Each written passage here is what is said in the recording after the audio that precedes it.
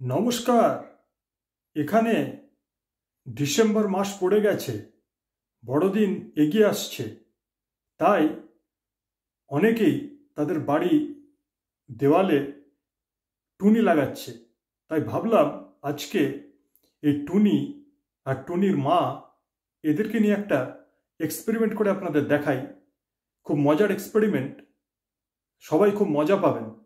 তাই অনুরোধ করব শেষ অবধি ভিডিওটা দেখতে। আর এই এক্সপেরিমেন্ট করে আমরা প্রত্যেকেই আমাদের চোখের সূক্ষ্মতা কত, বা আমাদের চোখ কত সূক্ষ্মভাবে দুটো সময় তফাৎ করতে পারে সেটাও জেনে নেব। আমরা একটা খুব সহজ এক্সপেরিমেন্ট করব এবং এক্সপেরিমেন্ট করে দেখব আমাদের চোখের টাইম রেজলিউশন কত, মানে আমাদের চোখ কত সূক্ষ্মভাবে দুটো ঘটনার তফাৎ করতে পারে। এই এক্সপেরিমেন্টটি করার জন্য আমার কাছে আছে দুটো এলইডি, যার নাম দিয়েছি আমি টুনি এবং টুনির মা, লাল আর নীল রঙের। এবং টুনির অ্যানোডের সাথে টুনির মায়ের ক্যাথোড যুক্ত, আর টুনির মায়ের অ্যানোডের সাথে টুনির ক্যাথোড যুক্ত। একটা 100 ওহম রেজিস্টার আমি নিয়ে নিয়েছি, এটা প্রোটেকশনের জন্য, যাতে এটা ড্যামেজ হয়ে না যায়। আর এখানে আমি একটা স্কোয়ার ওয়েভ সিগন্যাল জেনারেটর থেকে এখানে আমি দিচ্ছি, যেটা +5 ভোল্ট হচ্ছে যার হায়েস্ট ভ্যালু, আর লোয়েস্ট ভ্যালু হচ্ছে -5 ভোল্ট। এটা সর্বোচ্চ আর এটা সর্বনিম্ন। এটা সময়ের সাথে পরিবর্তন হবে।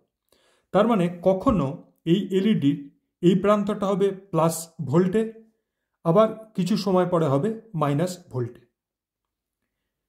তার মানে যে সময় আমার লাল এলইডিটা জ্বলবে, মানে যখন টুনি জ্বলবে তখন টুনির মা বন্ধ থাকবে।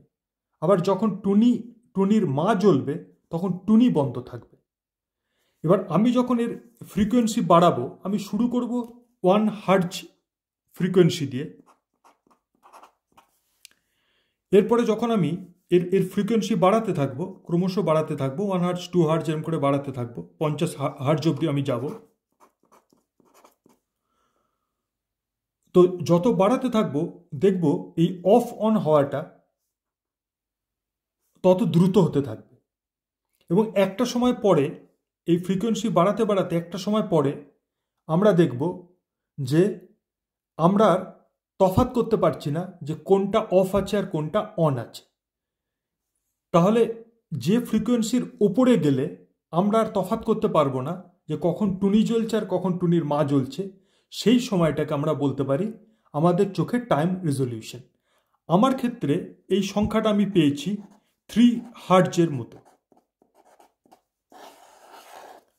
কিন্তু আমার চোখে যেহেতু একটি -6 পাওয়ারের দুটো কাঁচ আমার দু চোখে আছে, মোটামুটি একটা -5 পয়েন্ট সামথিং আর একটা রকম, তাই স্বাভাবিকভাবে আমার ধারণা আমার ক্ষেত্রে এই সংখ্যাটা একটু কমের দিকে।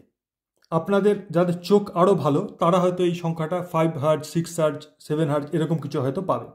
তো আপনার ক্ষেত্রে এই সংখ্যাটা কি পাচ্ছেন সেটি পুরো ভিডিওটা দেখে কমেন্ট বক্সে লিখে জানান। আশা করি আপনারা এই ভিডিওটা যখন এক্সপেরিমেন্টটা দেখাবো সেটা দেখে খুব মজা পাবেন। তাই আমার অনুরোধ শেষ অবধি ভিডিওটা দেখুন।